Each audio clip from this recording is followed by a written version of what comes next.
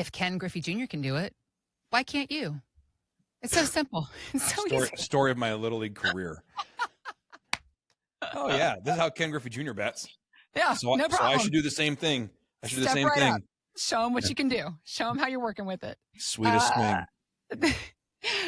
This is Michigan's retirement coach, certified financial planner, Mike Douglas. I'm Heather Branch here with Mike, asking for how we can all be like Ken Griffey Jr. No, asking for his ideas on ways that we can better prepare for the second phase of our financial life, our retirement years.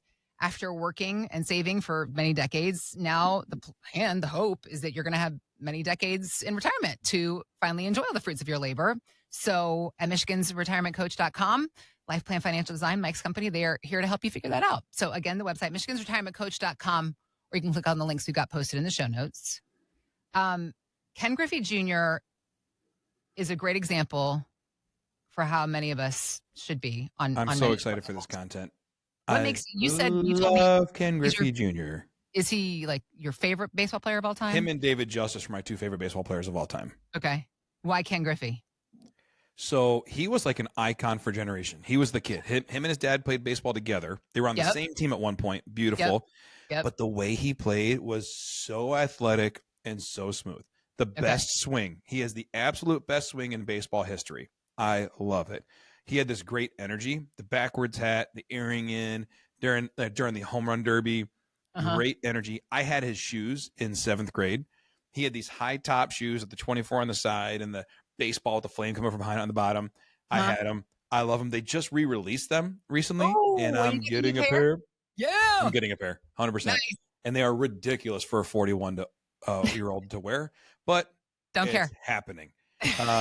So he was beautiful. And this is also back in the ages. I was just telling my kids the other day about this. Like when you had a trapper keeper.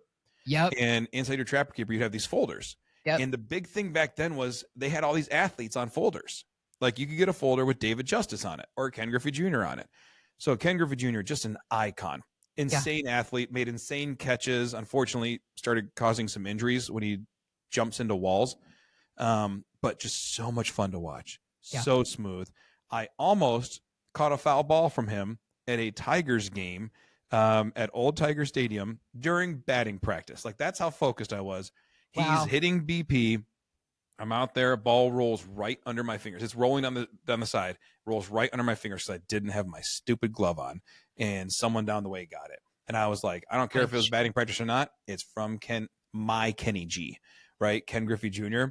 And you're Kenny G. Oh man, my gosh. There's a generation so people about my age, right? I'd say probably 37 to 45.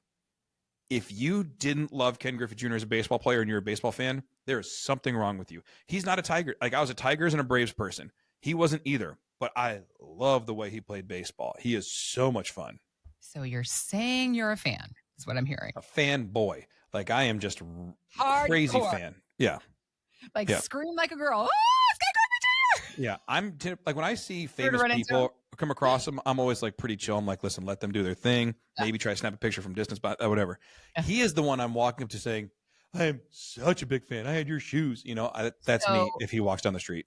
People like you then are the motivator for what he decided to do. You're the problem. You're part of the problem. What he had to do in order to be, ironically, because you're such a present dad, you and your wife, Kimberly, have 4 kids. And your whole, I know as your friend and as somebody who works with you, your whole life rotates around your kids' sports schedule, which I love. You're so present. So when Ken Griffey Jr. decided that he was going to retire from baseball, he ended up finding a side hustle as a media photographer.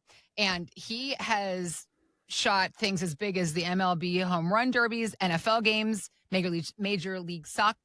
I can get there. Major League Soccer matches, as well as even the Masters. How big is that? But this is where it all comes together, Mike, because of how he started taking pictures. He did it as a way of keeping others from distracting him when he was trying to watch one of his kids' games. Here's what he said. It was actually the only way I could see my kids. They were like, oh, Ken's here. And I was like, okay, I've got to pay more attention to what's going on. And I figured nobody's messing with the photographer. Well, let me pick it up. Let me try it. And I got a couple photographer friends who sent me a couple cameras and lenses and said, here you go. And didn't tell me anything about it. Just don't put it on auto. But in true Ken Griffey Jr. fashion, he's good enough at photography now, this second side hustle, that he's shooting these big Major League Sporting events. Yeah. You're always talking about... Because he's awesome at stuff. Yeah. He's awesome at everything. You are always talking about, in the work that you do, how important it is, the conversations, not about the money. Forget about the money. Forget about the investments. Forget about those things. What is your life going to be? What are your goals? What are you retiring to? So how does that all come together in the work that you do at LifePlan Financial Design? We have to understand what life is supposed to look like when you retire.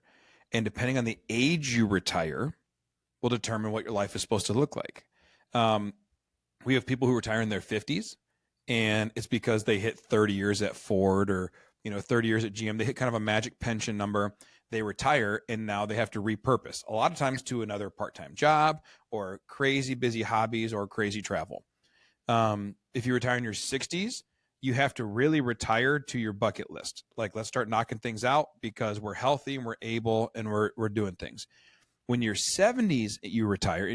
In your early 70s, you're retiring to your family because I've got these grandkids now and they consume so much and I want to be present and all those things. But it's understanding what you want it to be. How do I want to feel? Who do I want to be around? Where do I want to go? What do I want to see? If I can do those things, and also what impact do I want to have would be the last one. Because retiring to sit on the porch there's nothing wrong with it, but there's a staleness to it. There's something you want to accomplish, especially if you saved money.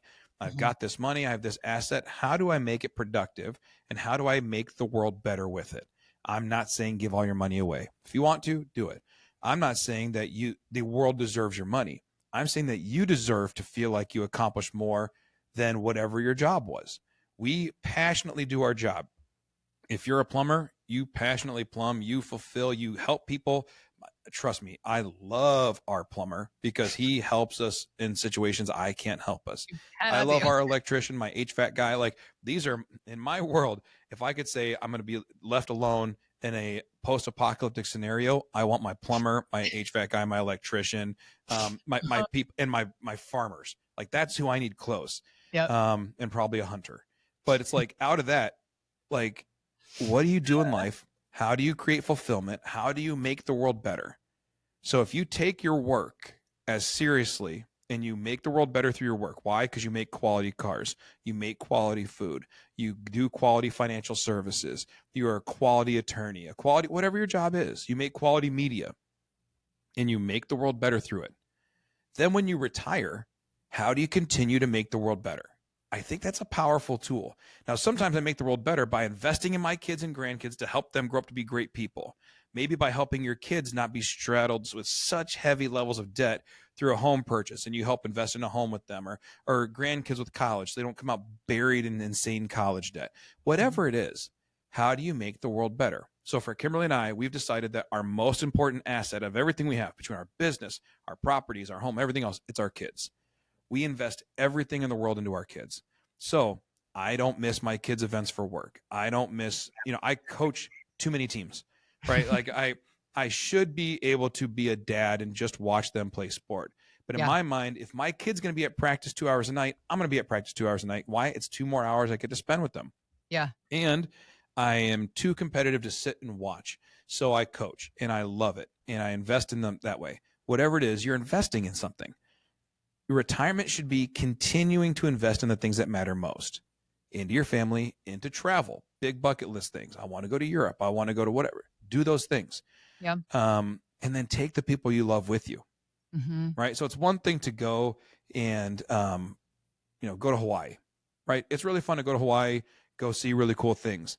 And we did that a couple years ago. We took our kids to Hawaii and we did a 2.5-week trip, which is unbelievable. Very grateful that we're able to do that. But what was great about it is we spent the first week with my parents there as they were celebrating their 50th wedding anniversary. And my dad served in the military for 50 years. He just, back a couple months ago, had his Army 50-year anniversary, 50-year birthday. Mm-hmm. He enlisted, served, I believe it was 21 years active duty and then 29 years as a civilian. So he just had his 50th year. 2 years ago in 2023, we were at Pearl Harbor Memorial Day weekend with my dad and my kids, touring it and learning about it together. Wow. That was an amazing experience. Yeah. So my parents were with us for those 7 or 8 days, and then they leave and head back. We go to the second part of our vacation, which I had a work trip I had to go on as part of it. And Kimberly's parents came, and it was their 40th wedding anniversary. That's amazing. And they spent a week with us there. Yeah. And these beautiful experiences we got to share with my parents and then with her parents and my kids through it all. And I think those are the things that are most important. So retirement, being with those, the reason Ken Griffey Jr. took up photography is not out of a passion for photography, but a passion for his kids. Mm-hmm. When we go watch my kids play sports, if it's I can't coach 3 boys on 3 different teams at the same time. So we go watch, I'll coach, like this year, last year I coached just Gavin's team, but Zachary and Caleb's team, I'm obviously a ridiculous fan of, I'm just not coaching. Mm-hmm. So when we sit in the stands and then like my wife's there and her parents are there or my parents are there and all their friends are there and they're all talking about everything else besides basketball, right? Drives me crazy. So I get up and I go stand on the end of the court by myself so I can just watch and engage and follow my kids. Yeah. I want to know. And I want to be able to talk to them after the game about what they did and just celebrate life with them. Yeah. That's what I do. I wanted to be isolated so I can do it. Maybe I need to get a camera because then maybe people will quit talking to me on the end of the court. Right. But I get it. I get what Ken Griffey did. He didn't do it out of a passion for photography. He did it out of a passion for his kids. And then from that, Ken Griffey Jr., one of the most amazing people of all time in terms of skill, athleticism, sweetness, all the beauty that I loved about Ken Griffey Jr., turned into a world-class photographer. So happy for him, but really happy that his priority was to be able to watch his kids uninterrupted. Yeah. And that's the beautiful thing. When you retire, what do you want to passionately give your attention to? How do you want to live? What do you want to invest in? I'm not talking about ETFs versus stocks versus mutual funds. What are the people and things you want to invest in? Choose those things. And then once you choose those things, the path investment-wise will happen. It's almost like if you build it, they will come. Yeah, yeah. Choose the things that matters most and make sure your investment plan accomplishes those. So how do I get my income? How much do I pay in taxes? Estate planning?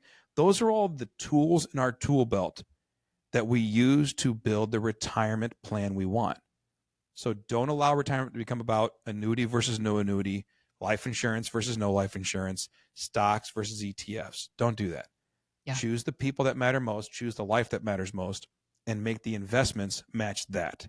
I think that's the beauty of this Ken Griffey Jr. story, is that it's not about his accomplishments, but about his greatest pride and his greatest focus was his kids.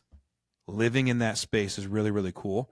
And whatever it is, again, it's not for everybody. It's not kids. For a lot of people, it could be building. I just saw Sarah Blakely, someone that we both I fanboy over her. You fangirl over her, right? Over her. And she's the billionaire inventor of Spanx. Mm-hmm. Yeah. And I just saw she posted, I think it was yesterday, the day before, that, she and her husband, Jesse, didn't get married till 37 because she was building her empire. And it's an empire. Sold it, billionaire, Sarah Blakely. And she said that through the years, her focus has shifted, but on purpose. People were saying, she said she was a bridesmaid 13 times before she's ever a bride. That's okay. But everyone would say, oh, were you trying to find a husband? No, I'm building my empire is what she would say all the time. Building my empire. And then she did. And as she built herself and built her empire, the right person came along at the right time. And now they have a beautiful family. She got married at 37, first kid at 38. They have 4 kids now. Beautiful life, right? But she knew who she was, knew what she wanted to accomplish, invested in that. And I had a chance a couple of years ago, kind of in a funny way. We were at an event where she was speaking and her husband was speaking. And we asked about her, investing experience. Have you invested in a lot of stocks? What type of a portfolio have you built? She said, I never bought stock, ever. And she said, I was getting a 20% return in my company, and I couldn't find any investment that I was passionate about, keywords, that could get me 20% per year. So I just invested in me and built this thing. It's a beautiful sentiment, but it's the reality she did, and it's been very successful. So whether it's building a company, building your life, building your marriage, building a community, investing, giving back, being part of a church, being part of an organization, find your purpose, have your finances funded. That's the whole thing. Yeah.